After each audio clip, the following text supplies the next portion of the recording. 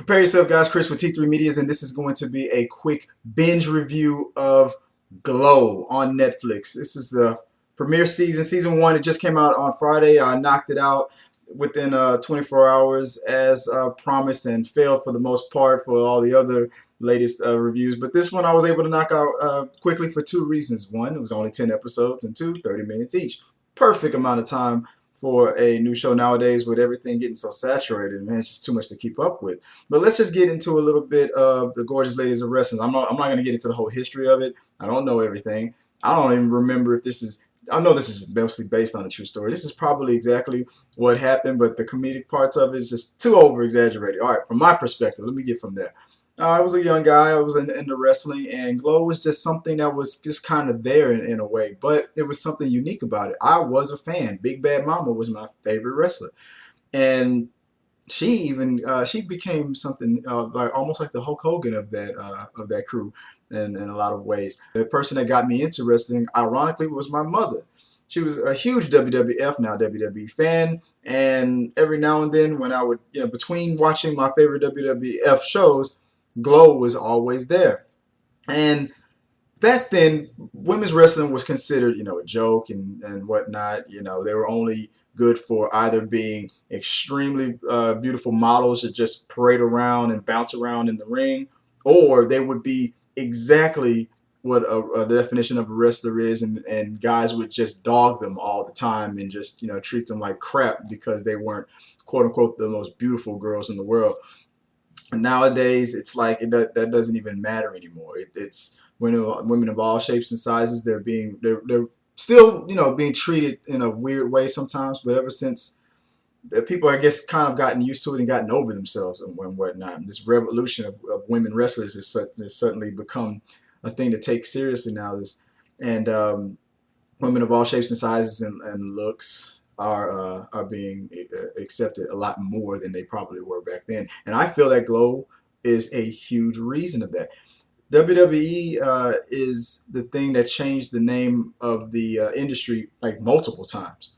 Glow, if it wasn't for Glow, I don't believe that the women's revolution that's happening in the WWE right now would even exist. It's just everything in the world I feel like that's meant to happen eventually does.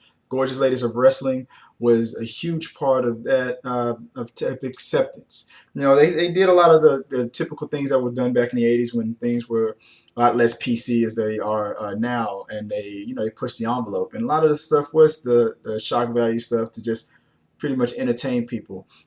And sometimes you had to do that back then. You had to make people portray characters that fit what what your stereotype of them is. Like if you're a guy who's never ever met a Asian person before in your life, and your friends and family only told you what the stereotypical stuff of Asian people, and then you met an Asian person in real life, you're gonna ask them all kinds of questions of things probably that they've never done in their life and the things that they've always been offended by. And then for some reason, when they get offended by it, then all of a sudden you'll get offended by it. Like, hey, why don't you fit in my thought process? Mima couldn't have been wrong about you. So it was some crazy stuff. Now let me get out of all the history of that and go into the dang show. Gorgeous Ladies of Wrestling. This series right from the jump was funny as hell, and I tried to write notes in a way that I could just get through this easily and fast, but I'm gonna go based on the characters. Like let's see. Let's start off with let's see if I can get this right. Okay, so Alison Brie, who played Ruth. I didn't know where her character was going to go at first. At first, it was just a typical an actress who was like a feminist. She wants equality. And then in the 80s, you had the women that was given the big shoulder pass, like linebackers for some reason to try to get respected. All kinds of stuff that was happening in this weird time when women's respect is being taken seriously, but yet the pushback against it was right there in the 80s. And it felt like, okay, she's going to be that typical character. And then, spoiler alert, okay, I forgot to mention, spoilers is coming. This is the binge review. Then it turns out she's the betrayer.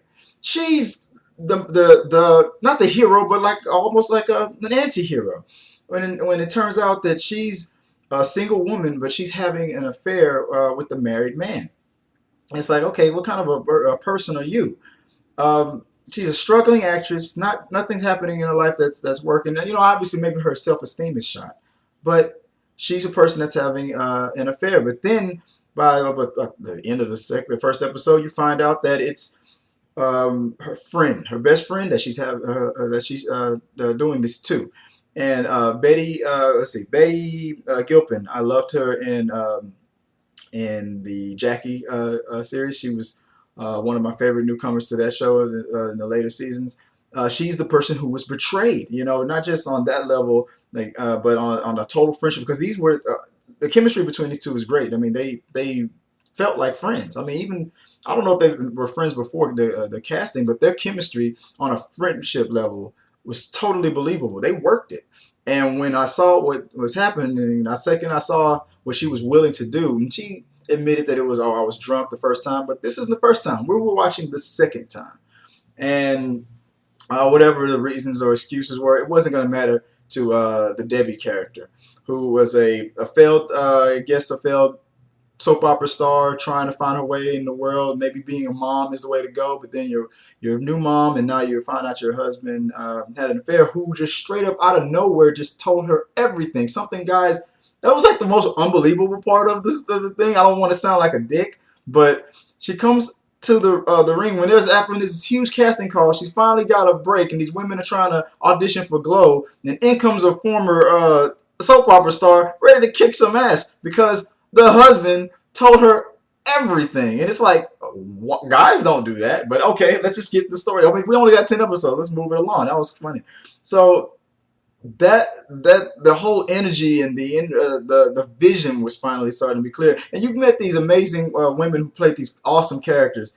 Okay, so let's start off with the director. You had Mark Maron, who played Sam, and he the creator. Well, he's one of the people who was hired to get the vision out to make Glow what it became.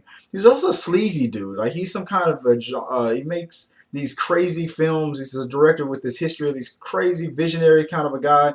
He has a vision. Not that many people can get it, but he's mostly known for being an asshole. He's like a loser, but he has a winning idea, and he just needs people to get out of his way. He's like a roll or get rolled over kind of guy. You don't know how to take him until you understand him. And that's what made the character so special, because he brought it all together. He finally brought it home throughout all his faults, all the smoking, the drinking, the cursing, the diarrhea of the mouth. This guy was born with diarrhea of the mouth, yet somehow he's still able to bring it home each and every episode. That was real special with Sam. Let's see, Sindel Noel played Cherry Bang, and Cherry Bang is African American athletic person. She has experience in the game, and as far as making movies with the Sam character, she's one of I mean, basically back in the 80s and the 70s. You know, a lot of people back then were getting blaxploitation kind of films. She's been hardened because of that experience. You know, the only roles you're getting is a role that's gonna stereotype you. You can be an educated black woman. You can have a Harvard degree, and it does not matter. 9 times out of 10, you're gonna play the villain, the crackhead, the this and that. You're Samuel L. Jackson breaking into McDowell's. You know, nobody move, I'll blow your motherfucking head off. You know, and that's the roles you were getting for a long time until you finally started. You know, I just felt like I don't think this character's ever. I'm thinking this character's gonna never get respected. I feel like she was gonna become the downfall of the team. The good thing I was wrong about that. It's just that she was just used over and over again and again, just exploited all the time by the Sam character, and was constantly getting overlooked for the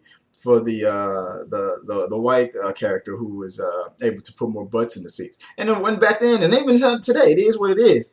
But I'll get back into it. I'll come full circle on that because the Sam character really impressed me later on. Then you had Brittany Young, and I'm not going to go through everybody, but just a few that really impressed me. Brittany Young, she played Carmen Wade. She was a heel, but she came from a family dynasty. At first she was going to be a heel, but then she became a face because the producer, I'll get to him later, turned out to not, to be full of surprises. But at first she was supposed to play a heel. Then it turns out she has the most experience out of anybody because she comes from a family of wrestlers. She had a heart of gold, loyal to a fault. She comes off as the friendly how do they say it? The giant with a heart of gold kind of a thing. That's the character she played. But through past her character, I'm looking at Brittany Young now. Everything about her was just so refreshing. I mean, just seeing her on screen was just like I couldn't help but smile. Everything about this, I didn't feel like I was really looking at the or listening to the Carmen character that much. I felt like that was Brittany. I mean, I don't know her whatnot. I'm pretty sure that whoever the character was, that's whatever the director told her to do.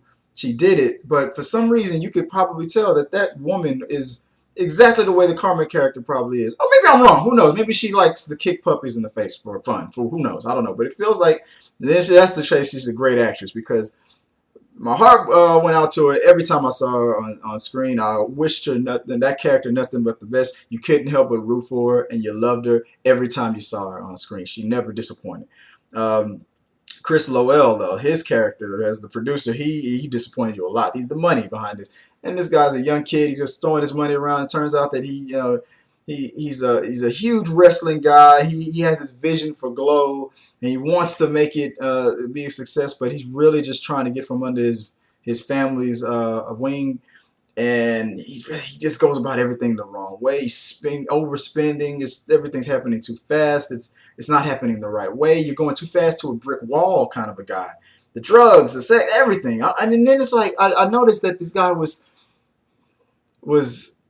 not stereotyping, yes, but he was being a pig throughout the whole thing. But I never really saw him with women. And then you kind of towards the end, you kind of got a little, vibe. He's got a butler that he hangs out with a lot, and it's like, wait, is this a butler or a boyfriend? He puts the glitter on his eyebrows when he's getting ready for the show. It's like, okay, I never did he ever really have sex with anybody? I haven't really seen it, but also I'm thinking, the characters, he's probably gay and he's in the closet. Obviously, he comes from a very, very conservative family, and so there's going to be a lot going into that.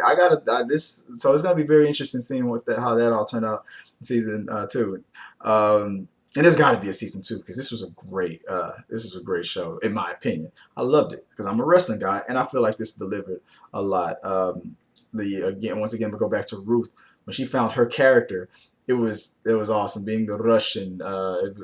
It made me think of Lana from the WWE right now, that we will crush you. And in the WWE and the WWF, they've been using like Iron Sheik and these characters for so many years, the Russian thing. Look what's going on today. If Vladimir Putin making you silly Americans look stupid, we run circles around you with every ruby. With every ruble, we will crush your dollar. And it's just funny how it always comes back to that, and it's always the thing that works. Russia versus America for some reason. I don't know why. Maybe it's a conspiracy. We're probably the best of friends, and we'll make our citizens look stupid, pretending we fight. We love each other. Obama, I love you too. My brother. Who knows what's really happening. Moving on. Let me go run down the list real fast. The Jackie Tone played the Melrose Party Girl character. I mean, you knew for a fact that this was probably going to be the girl that really brought the house down in more ways than one. She made it so believable. I got to go back into the Google and find out why it was such a big deal when she was cast. I look more into her history on it. But she again brought the house down, and every issue that she brought to the table, there was always a little redemption through her. She's just so damn adorable. You couldn't even matter at her when they were reading the script. It's like, hey, I don't have that in my script. Where's that part? Oh, it's right here. The part where I'm ad-libbing. I mean, it was just she was awesome. So I loved her.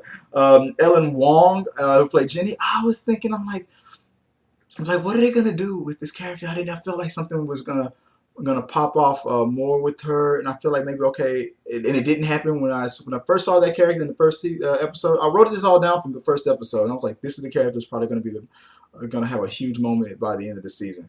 But it didn't really happen, so maybe season 2 will be her moment. Kate Nash, who played Rhonda, also had some good moments and did a great job to see, but nothing really that happened too much that made me like take notes. Kimmy Gateson as Stacy. Now I can't even remember. I don't have the pictures anymore. I can't remember who these ladies are. Rebecca Johnson as Dawn. Let's see. Quiet, sometimes unique. The Miss Manny. the one that was stereotyped to play the terrorist. Oh man, I wrote a little bit note about it because she was very quiet and a very unique person. I didn't know how to take her. And towards the end, it broke my heart, man, because this was the '80s, and that stuff was. You think this stuff that we're talking about with terrorism and all that stuff, ISIS is new. Stuff has been going on for a long time. It wasn't as we didn't have 24-hour news cycles back then in the internet.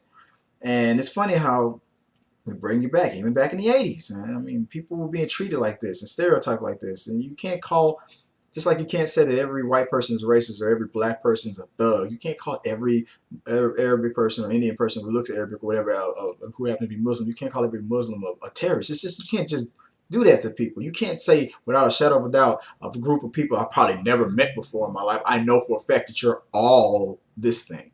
And it's just because those same people that do that stuff to those people are the same ones that get offended when they get called the R word. So it's just it's funny how they just kind of drop those little nuggets of messages in the show, and they really didn't need all that too much. But at the same time, it certainly did. Um, to end it off, Alex Riley, who is the WWE, what's it, the another wrestler who made a guest appearance. Or I'm thinking, was it the dude with the Mohawk, the pterodactyl dude, who's played the big brother of Brittany Young of character. Um, I love the cameos, man. The wrestling cameos. It felt like I wouldn't have been surprised if this was a WWE production. But Gorgeous Ladies Wrestling overall, the show was great. I want this show to be a hit. It should be a hit. It feels like a hit. There's been some bumps in the road. The Get Down got canceled. This show needs to make it. It feels like it can be low budget. You can stay under budget. You can make something magical. It's all about the connection with these girls. There was no, with all the drama, you got the drama out of the way right at the beginning, and then you saw it work itself out towards the end, and it was a struggle between the two main girls, and it finally worked out at the end. Even Alex Riley had one of the best lines in there. Hey, we're not friends. We don't need to be friends. I mean, he's the face, I'm the heel, or I'm the heel and he's the face, and whatever. But um, I'm the face, he's the heel, and it doesn't matter. We're not friends. But in the ring, he helps me look good by being that bad guy, by being that asshole. And he's an asshole in real life. But this is a business, and we do it what's best for even the Hardy Boys. Matt Hardy learned that the hard way when he had his beef in real life with Edge, and when Lita cheated on him with Edge, and that was a real life thing. But and the drama that they went through, I mean, it was getting to a point where it was getting unprofessional, it was getting out of control, and they were gonna get fired. But then they pulled it in. They say, look, we can use this anger that you got, this frustration, and we can put that on camera and make something of it. But while we're doing that, you don't have to like each other, but you got to get it under control. And somehow, some way, and if I remember correctly, I think there was some genuine forgiveness that was finally found through it all. But their drama, their hate, their anger at each other played out behind the scenes and in front of the camera for a very long time until it finally worked itself out to a point where they had one of the best matches in WWE, and that's what the Debbie and the Ruth character reminded me of.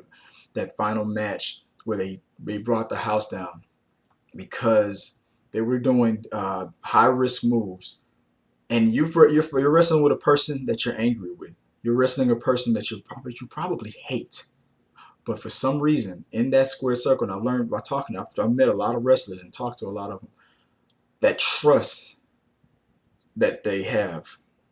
Because Jeff and Matt, Jeff and I'm sorry, Matt Hardy and Edge, they said the exact same thing. I knew he was mad at me. I knew he hated my guts. He would probably love to see me break my leg out, out there or get hit by a bus or something like that. But in that ring, in that top of that cage, about to jump 20 feet down, could really break his neck, and then you have to depend on the guy who hates you to catch you and make you land.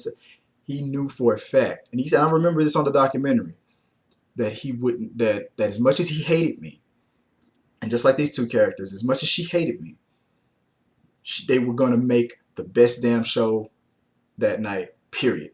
And it would not have benefited anything. It would have my personal beef with this person is second to the fact that I want my performance in the ring to be the best damn show it can be. And that was the message I feel like that was brought out in the end. And then at the end of that, it's not going to be perfect. It's not going to happen overnight. As complicated and messy as it was with Debbie and I'm sorry, with Betty and I'm sorry, Debbie and Ruth, and with the whole thing with the husband, and then Ruth getting pregnant.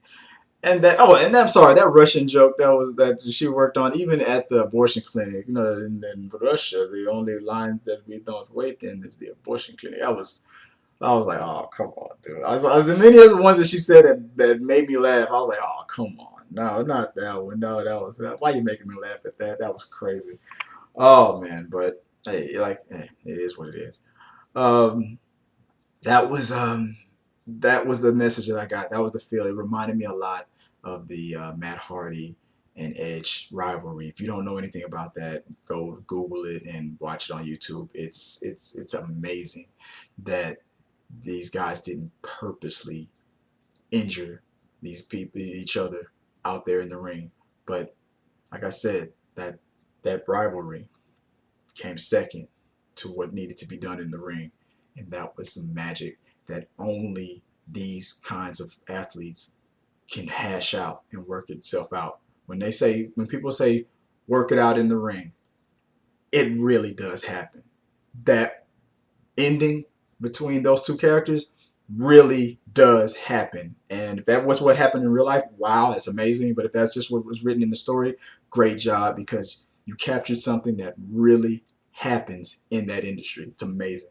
Um, so that's my opinion. I say check it out. If you're a wrestling fan, you're gonna love this show. If you're not a wrestling fan, look, you know, I don't like. I'm not a guy who loves reality TV anymore, but I'm a wrestling fan. So I watch Total Divas on entertainment, and right before the Kardashians, you know, and I'm clicking it after that. But I watch it because it taps in. And I know women who are not wrestling fans at all who love Total Divas. Glow had that same appeal. It's like it will draw you in. If you're not a wrestling fan, you like only looking at the girls for some reason, then it'll draw you in. You might become a wrestling fan. It's very weird how wrestling is able to octopus and get these tentacles in all these directions and latch on and somehow draw you back to the source. It's amazing how that industry is able to do it. Glow didn't last that long, but the impact was felt. And I don't think WWE would even be where it's at today if it wasn't for what they brought to the table. And I feel like one of these days, I don't know who legally owns it or whatnot, but I feel like as far as like the Hall of Fame and whatnot, I feel like the WWE should reach out and honor these women. And they need to get out there in the WWE Hall of Fame. They do it with these celebrities and whatnot. They always have one celebrity and whatnot. Glow needs to fill that celebrity slot. You know, even if they never did officially, you know, intermingle or whatnot, I feel like the WWE should honor the gorgeous ladies of wrestling some way, somehow, unless there's just some super beef between Vince McMahon and the creator. Who knows? I don't know. But I feel like that's what should happen. What do you guys think? I know I went a little long in this, and I probably had to edit it down so hard. But I'm going to have the full version on the podcast. So check this out on the podcast and listen to each week there should be something new. And check me out on Talking to the Medias. We're gonna do more trailer talk. We're gonna have more. We're gonna open it all up, and we're gonna talk about some more personal stuff on this channel. So, if you like what you've heard, become a member of the podcast. Become a member right here. Subscribe right here on YouTube. Let me know what you guys think. Hit the like button. Ring my bell, and you can get an alert if you want. I mean, if you like that kind of a thing. Hey, if you like it, I love it. And until next time, guys. Peace. Oh yeah. Before I let you go, what about that twist ending with the fact that Sam's daughter was there the whole time? You're thinking that this girl has like a crush on him and whatnot, and like there's gonna be some weird stuff that's gonna happen, and she's because this girl really gets him. And I gotta tell you, oh my God, when she said, "Oh my dude, what are you doing? I'm your daughter." I literally did not see that shit coming. As young as she was, I should have. I'm good at picking this stuff out. I was so involved with the story, I didn't see it coming. And when it happened, I was like, "Oh, the what?" It was amazing. Let's watch this series. You should have. Oh, I'm sorry. If you hadn't watched this series yet and watched this, shame on you. Come on. Okay, this was a spoiler heavy thing, and you should slap yourself. But it only takes a couple of hours to binge this thing. Go watch it. You're gonna love it. I didn't go over everything. I went over the good bit of it, but there's still so much I left out. You'll have a good time with this. Watch this series. Let's keep this thing going. I want Glow season. However many years that the show lasted in real life, it should be at least that many seasons. I gotta look that up because it could be two for all I know. Till next time, guys. Peace.